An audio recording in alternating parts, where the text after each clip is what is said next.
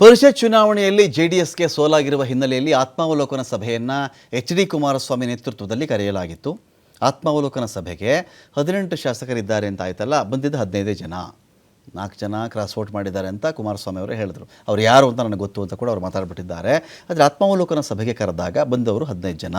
ಕುಮಾರಸ್ವಾಮಿ ನೇತೃತ್ವದ ಮೀಟಿಂಗ್ಗೆ 2 ಶಾಸಕರು ಗೈರಾದರು. ಶಾಸಕ ಜಿ.ಟಿ. ದೇವೇಗೌಡರು ಬರಲಿಲ್ಲ. ಇನ್ನೊಂದು ಕಡೆ ಶಾಸಕ ಎಚ್.ಡಿ. ರೇವಣ್ಣ ಅವರು ಕೂಡ ಗೈರಾದರು.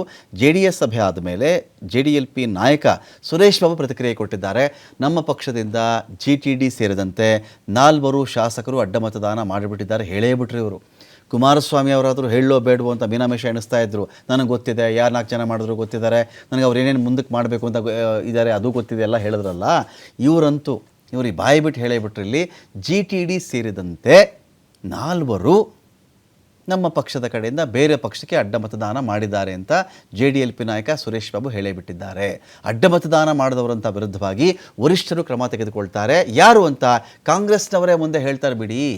JDS ಸಭೆ ಬಳಿಕ JDLP ನಾಯಕ ಸುರೇಶ್ ಬಾಬು ಅವರ ಹೇಳಿಕೆ ಇದು.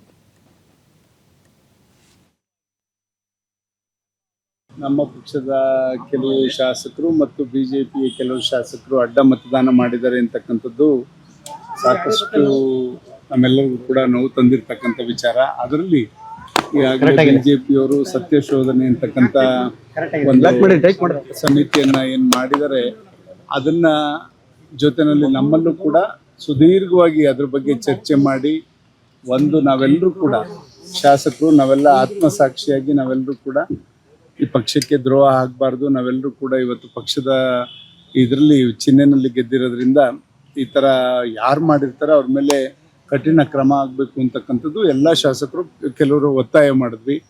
ಕೊನೆಗೆ ನಾವೆಲ್ಲರೂ ಕೂಡ ಅಂತಿಮ